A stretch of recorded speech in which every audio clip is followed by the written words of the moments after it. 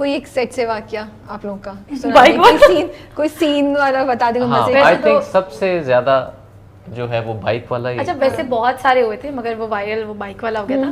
मैं अदिल को बोली थी अदिल बाइक चलानी आती है, तो मैं अदिल कह रहा हाँ हाँ मुझे बाइक चलानी आती है, मैं ये देखो थी। मैंने बोला अदिल तुम्हें नहीं आती। फिर से मुझे बाद में बताया कि मैंने सिर्फ इस प्रोजेक्ट के लिए सीखी है। मैंने कहा अच्छा सीखी और मुझ पे एक्सपेरिमेंट करना था तुमने।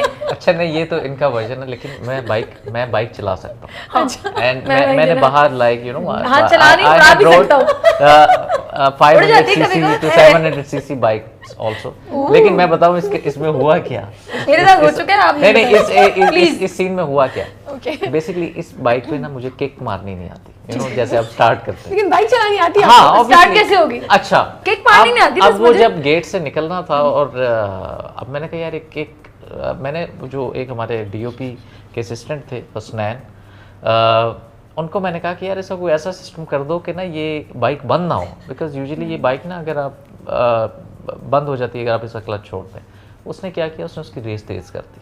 अब जब मैं बाइक पे बैठा और ये पीछे थी तो वो बाइक हम इतना से हुआ, ज्यादा कुछ नहीं हुआ, उड़ी थी। लेकिन ने बचा लिया बाइक को भी। हाँ क्योंकि इन्होंने ही बाइक पकड़ी हुई थी, बचाया मैंने तुम्हें। तुमने मुझे बचाया। पकड़ा हुआ था। अच्छा मैं नहीं पकड़ती तो उड़ जाते। क्या बाइक ऊपर चाहिए ना।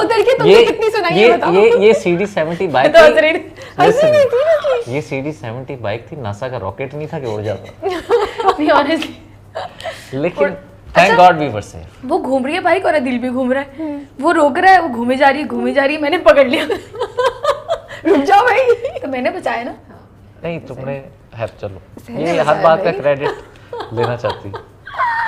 अच्छा how was working with Haroon and you know Sukaina, कैसा आप लोग हर वक्त आप और हारून मिलके गाना वाना गाते थे? बिकॉज़ यू हारून गाते थे। हारून गाता था, मैं नहीं गाता था, लेकिन you know he sings so well right. हां बट सुनाया नहीं आज तक हमें, तो गाना सेट बोल बोल के थक गए। I think Haroon is actually one of the best co actors I got a chance to work with. He is very witty, he is very funny और बड़ा इवन सुकैना जो है वो बड़ी जबरदस्त को एक्ट्रेस हैं, बड़ी अच्छी आर्टिस्ट हैं। आई थिंक के स्पेशली ये जो जज्बाती वाले जो साइको वाले जो सीन थे उसने बहुत अच्छे वो मैं देख रही थी, रोती भी है तो बड़े इम्पैक्टफुल होता है। और हम सब एक्टर्स की केमिस्ट्री भी बहुत अच्छी थी, इसलिए बहुत मजा भी आया। पूरा प्रोजेक्ट ऐसे निकल गया, हालांकि कितना लंबा हमारा प्रोजेक्ट था। देखें जब 81 days I shot, I think over 100 days she shot.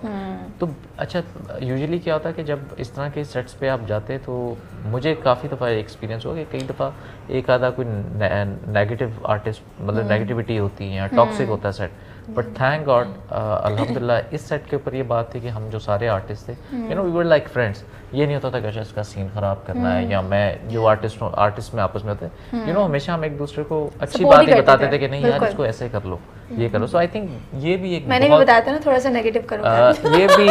और थैंक गॉड मैंने वो नहीं किया, वरना आज मुझे लोग गालियां दे रहे थे। इसकी तो मैं कोई बात नहीं सुनता। तो हाँ एक चीज़ है आंसू वाली टेक्निक इसने मुझे बताई थी। हाँ, ये तो मैं देखो। हाँ अच्छा आंसू कैरेक्टर में आंसू थे।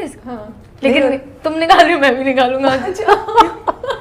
तुम्हें लोग प्यार देंगे मुझे गाली देंगे, अच्छा ऐसे तो नहीं चलेगा, रुको तुम मैं भी लगाऊंगा। डिवोर्स दे रहा आंसू मार, मैं तुम्हें तलाक देता हूं। डायरेक्टर ने बोला साफ करे आप बेटा आंसू के बगैर डिवोर्स दें आप। अच्छा ये बताओ यार ये फातिमा हर वक्त इतनी दवाइयाँ क्यों भूल जाती है? एक ही दफा तो भूलिए। और एक और पॉइंट, ये दवाइयाँ भी और चार्जर। हाँ दवाइयाँ जो है मतलब दवाइयाँ क्यों भूल जाती हो? भाई बेचारी का कोई ख्याल ही नहीं रखता, सब चीज़ें उसे खुद करनी होती है। मुताहिर की जिम्मेदारी है ना दवाइयाँ देना, शौहर की जिम्मेदारी होती है। अब शौहर पूरा नहीं कर रहा, बेचारी क्या क्या करे। इनके पूरे घर में एक ही चार्जर है जो ये एक दूसरे से लेके चार्ज कर रहे होते हैं फोन के। कहाँ जा रहे हो? मैं उस चार्जर तो घरों में ऐसे होता है, फोन करेगी दवाइयाँ फिर आके निकालेगी और मुताहिर और अनीका फिर भी नहीं पकड़ेगा। तुम फार्मेसी से ले लेती दवाइयाँ।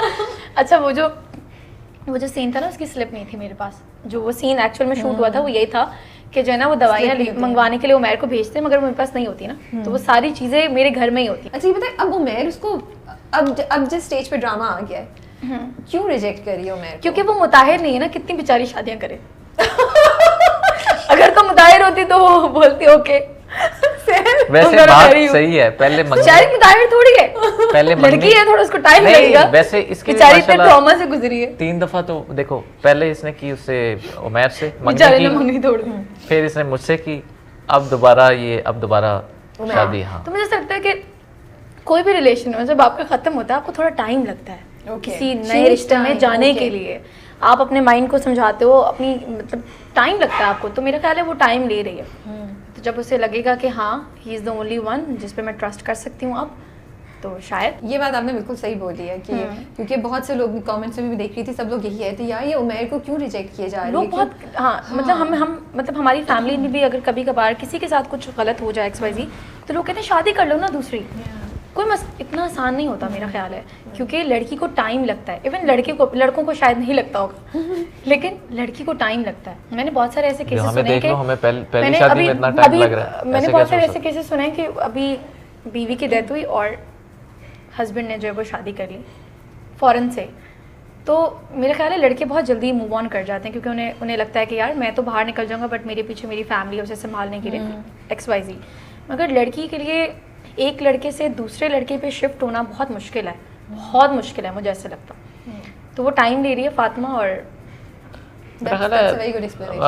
मर्द भी जो है बच्चों के लिए करता है दूसरी शादी कि उनको इसने अपना साफ कर लिया, उसने बोला मैं पॉजिटिव ले रही है। सर ने अच्छा जवाब दे दिया, मैं भी कुछ बोल दूं अब जो ताकि जो है ना बोले हाँ बेसिकली बेसिकली गुड आंसर। देखिए मैं आपको बताता हूँ, मैं ऑडियंस को बताना चाहूँगा जो अब देखें सवेरा से भी उसने बेचारे ने शादी की, बेचारे हालात कुछ ऐसे बने। सवेरा से भी उसने इसी वजह से शादी की क्योंकि अनीका उसका ख्याल नहीं रख रही है। अच्छा, और फातिमा ने क्या किया? चलो सवेरा को दे। अब वो अजलान को ले जाके देगा सवेरा को, सवेरा ले लेगी, सवेरा उसी स्टिक से मारेगी इसको। सवेरा की अम्मा ने तो बताना है ना जो आपको मजा तो। बट अच्छा जर्नी रहा है, मजे का रहा है, मजे का। एक्सीलेंट, अब बहुत अच्छा। एक तो मेरे दूसरे सवाल हैं फासिक से अलहदा हटके। मैं जब फासिक बोलती हूँ मैं कहती हूँ मुनाफिक ना निकल जाए मेरे मुंह से, मुझे इतना स्ट्रेस हो रहा है। मुनाफिक या फासिक? For you, which one is मुनाफिक? क्यों?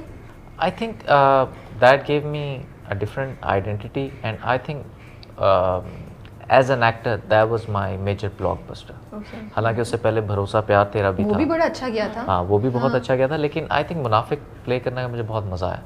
And the way even my director shot it और जो उसका रिस्पॉन्स था, I loved the story. Okay. Yeah. आपने बॉलीवुड में भी काम किया हुआ है, आप बाहर पढ़ने भी गए क्लासेस लेने के लिए, आपको उससे कोई फ़र्क लग रहा है? कुछ ऐड किया आपके क्राफ्ट में अब जब आके आप वापस इंडस्ट्री में काम कर रहे? तो आई थिंक जब आप बाहर कहीं पढ़ने जाते हैं या वैसे भी आप जाते हैं, so you get to learn a lot, so एक थोड़ी सी आपके अंदर फिटनेस आ जाती है। बाकी मैं सब एक्टर्स को जो आप चाहे जितनी मर्जी डिग्रीज ले लें या किसी भी प्रेस्टिजियस इंस्टीट्यूट में चले जाएँ, आई थिंक जो एक्सपीरियंस आपको प्रैक्टिकल काम करके मिलता है, लाइक फॉर एग्जांपल मैंने I started off with the film and I was मैं अपने बारे में बताऊं, I am not an actor, मतलब आई एम समबडी जिसने कर के ये चीज़ को इतना रिहर्स किया या प्रैक्टिस की कि आज मैं चलो यहाँ तक पहुँच गया हूँ। लेकिन कई लोग होते हैं जो बॉर्न एक्टर्स होते हैं या उनके अंदर वो चीज़ होती है, तो ये चीज़ें मुझे ये सीरियल्स और ये ड्रामास करके ही आए। तो जब मैंने स्टार्ट फिल्म से किया, I think I did a very bad job. I wish कि अगर आज मैं वो वाली फिल्म करता तो मैं शायद वो एक डिफरेंट तरीके से करता। So nothing beats experience. Sahar, आप अभी जिस पोजीशन पे हैं ज़िंदगी के, जिस करियर के, लाइफ के, तो कुछ सवालात हम लोग आजकल अपने जो गेस्ट आते हैं उनसे करते हैं ताकि कुछ कॉन्वर्सेशन स्टार्ट हो। सोशल मीडिया से रिलेटेड मैं सबसे पहले बात करूँगी, आप दोनों से बात करूँगी। सोशल मीडिया बहुत ज़्यादा लोगों पे प्रेशर डालता है, हर चीज़ को इतना खूबसूरत और इतना परफेक्ट बना के दिखाता है। आप बेशक आप इस वक्त फील कर रहे हो कि आप बहुत बुरे मूड में हैं, आपकी ज़िंदगी में दुख है, लेकिन आप एक स्माइल के साथ डालेंगे और लोग समझेंगे वाह ये तो ज़िंदगी में परफेक्ट है इस इंसान के, यू नो।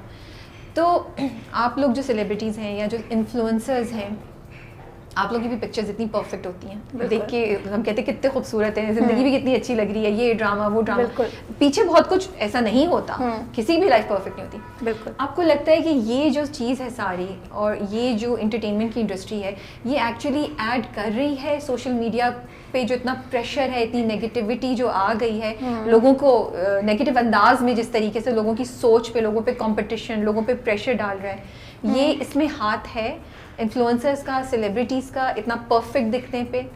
अच्छा, मुझे ऐसा लगता है कि पॉजिटिव और नेगेटिव हर जगह होता है। ठीक है, और हर किसी की लाइफ में कुछ ना कुछ हो रहा होता है, लेकिन हर कोई नहीं बताता ना। अब अगर हम भी जो हमारे साथ कुछ गलत हो रहा है हम वो भी दिखाने लग जाए तो लोग तो वैसे ही और अपसेट हो जाएंगे। एटलीस्ट हमें देखकर उन्हें थोड़ी सी इंस्पिरेशन तो मिल रही है कि वो कह रहे हैं कि यार ये हंस रहे हैं तो हम भी हम भी तैयार होते हैं, हम भी खुश रहते हैं, हम भी अच्छे लगते हैं।